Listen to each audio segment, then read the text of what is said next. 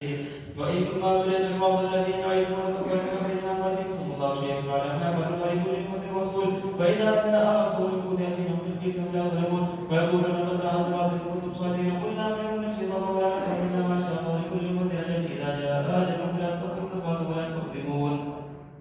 السلام علیکم سامعین، 4 رمضان المبارک ہے، 27 مارچ ہے۔ خبر کا عنوان ہے 6 دن کا کلام پاک۔ یہ ویڈیو آپ نے سنی، یہ ماشاءاللہ 6 دن کا کلام پاک سنا جا رہا ہے۔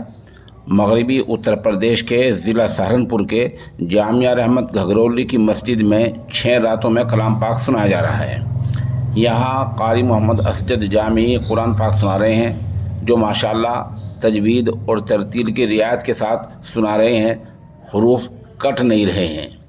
اس 6 دن کی تراویح میں دور دراز سے لوگ شرکت کر رہے ہیں، نمونہ پیش خدمت ہے۔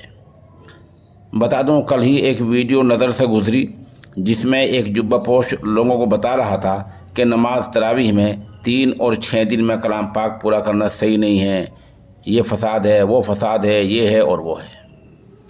ایسا کہنے والے وہ لوگ ہیں جو نہ تو عربی زبان سے واقف ہوتے ہیں، نہ انہیں اسلاف کے واقعات کا علم ہوتا ہے، نہ اسلامی مزاج شناس ہوتے ہیں، نہ ہی وہ راست طور پر علم وحی کو سمجھنے کی صلاحیت رکھتے ہیں، نہ ان کی کہیں اصلاح ہوئی ہوتی ہے، وہ بے مہار ہوتے ہیں۔ فتاوی کی تمام کتابوں میں یہ مسئلہ موجود ہے کہ آداب کی رعایت کے ساتھ 3 راتوں میں بھی کلام پاک پورا کیا جا سکتا ہے۔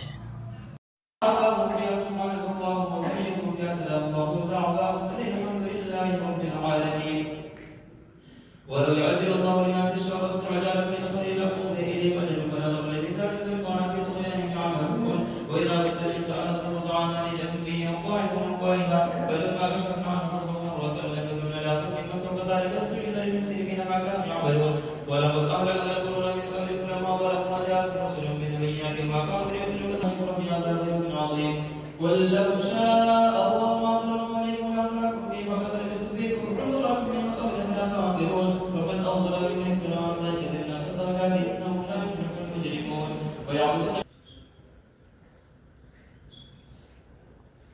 سمع الله لمن حمده الله أكبر.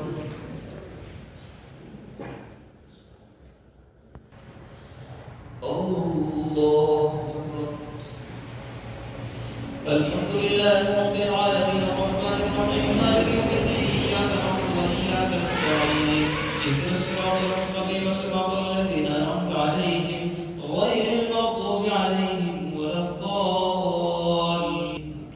الناس رحمة من بعد ضراء مستهم إذا لم يكن يأكل الناس جميعا حتى إذا أخذت الأرض زخرفها وزينت وظن أهلها أنهم قادرون عليها أتاها أمرنا ليلا أو نهارا فجعلناها حصيدا كذلك نفصل الآيات لقوم يتفكرون والله يأمر بإحسان الإسلام من يشاء إلى صراط مستقيم. للرحمن شركاء فاعبدوا إياهم تعبدون فكفى بالله شهيدا بيننا وبينكم إن كنا عن عبادتكم لغافلين هنالك تبلو كل نفس ما أسلفت وردوا إلى الله مولاهم الحق وضل عنهم ما كانوا يفترون. الله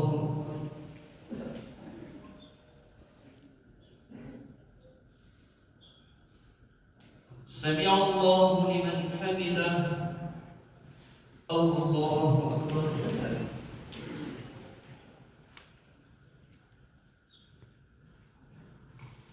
الله أكبر. الله أكبر.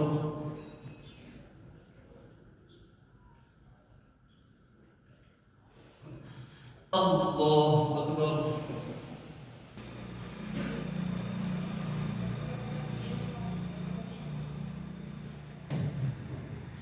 السلام عليكم ورحمة الله. السلام